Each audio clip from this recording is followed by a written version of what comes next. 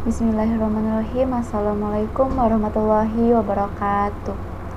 Alhamdulillahirrabbilalamin. Puji syukur kita panjatkan kepada Allah Subhanahu wa taala atas karunia-Nya yang pada saat ini kita diberikan kesehatan, keberkahan untuk menjalankan aktivitas pada hari ini dan hari esoknya.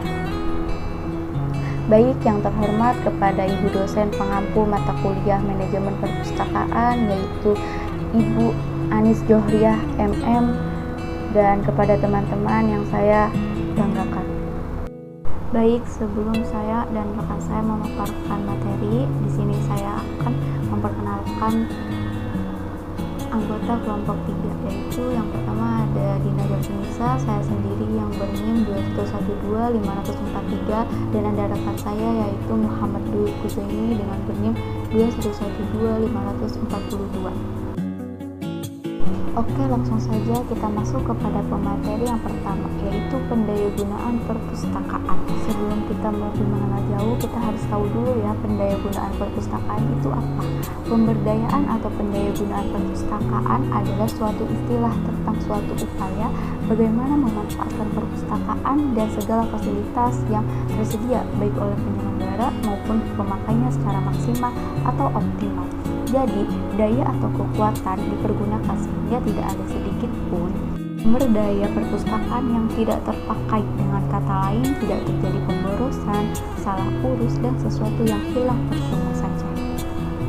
Materi yang selanjutnya yaitu ada pendayagunaan peraturan dan kebijakan. Peraturan perundang-undangan di bidang perpustakaan ini cakupannya sangat luas ya, meliputi berbagai bentuk produk hukum, diantaranya ada undang-undang, keputusan presiden, peraturan pemerintah, peraturan menteri, keputusan menteri, instruksi menteri, peraturan daerah, surat keputusan gubernur, dan juga keputusan para pejabat tertentu. Nah, kebijakannya ialah menurut istilah dalam ilmu administrasi negara yang disebut diskresi, biasanya dikeluarkan oleh mereka yang memiliki otoritas dan kewenangan untuk itu. Kebijakan biasanya bersifat situasional dan untuk mengatasi atau menyelesaikan hal-hal yang bersifat mendesak atau terburu-buru.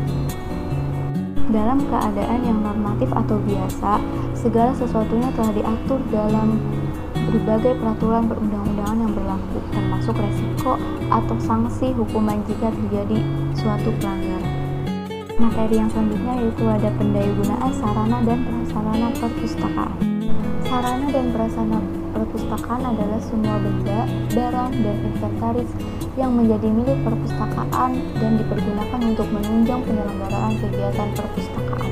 Pendayagunaan tersebut adalah menggunakannya secara maksimal sehingga produktivitas perpustakaan dapat mencapai hasil dan berdampak positif bagi masyarakat pemakainya. Ditinjau dari segi internal perpustakaan, semua kebutuhan pegawai dalam melayani pengunjung terpenuhi sehingga dapat dikatakan tidak ada kekurangan dan hambatan. Pendayagunaan sumber daya manusia. Sebagaimana telah disebutkan, bahwa faktor manusia dalam manajemen merupakan unsur yang utama dan pertama, karena segala sesuatunya bermula dari manusia dan berakhir pula pada manusia.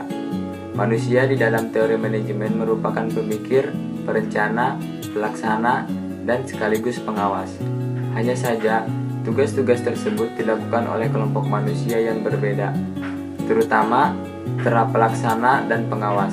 Karena tidak mungkin orang yang melaksanakan suatu pekerjaan dan dia pula yang mengawasi. Yang selanjutnya ada pendayagunaan koleksi bahan pustaka. Makna pendayagunaan koleksi adalah bahwa bahan pustaka yang disediakan harus dibaca dan dipergunakan oleh kelompok masyarakat yang memang menjadi target untuk memakainya. Agar koleksi perpustakaan tersebut dibaca dan dipergunakan secara maksimal oleh masyarakat, maka perpustakaan harus menyediakan berbagai jenis koleksi dan layanan beserta sarana dan prasarananya yang sesuai, praktis, ekonomis, serta memberikan kemudahan yang diperlukan pemakai. Pendayagunaan koleksi oleh masyarakat merupakan tugas pokok penyelenggara perpustakaan.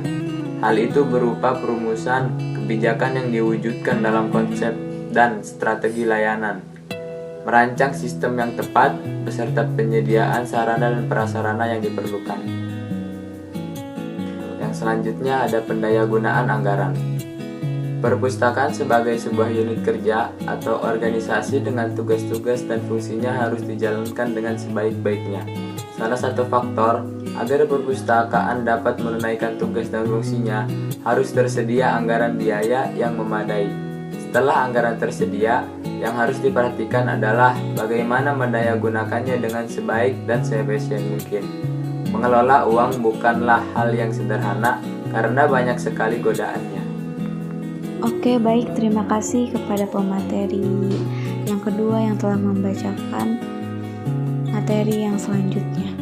Di sini saya akan menyimpulkan dari apa yang saya sampaikan dengan rekan saya, yaitu semakin pesatnya perkembangan ilmu pengetahuan dan beraneka ragam teknologi yang canggih yang membawa perubahan pada masyarakat dan individu.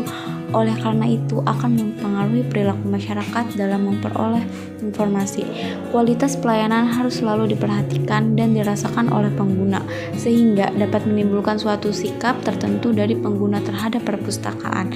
Persepsi pengguna ini perlu kita ketahui oleh perpustakaan untuk melihat apakah fasilitas dan pelayanannya telah memenuhi kebutuhan dan harapan pengguna. Selain itu, kerjasama yang baik antar petugas atau pustakawan dapat meningkatkan kinerja perpustakaan. Di antara berbagai faktor yang mempengaruhi kualitas jasa pelayanan yaitu sikap pegawai, komunikasi, sumber daya fisik, dan material informasi. Dengan demikian dapat membantu para pengambil keputusan guna untuk menyusun strategi dalam upaya meningkatkan kualitas jasa pelayanan informasi di perpustakaan.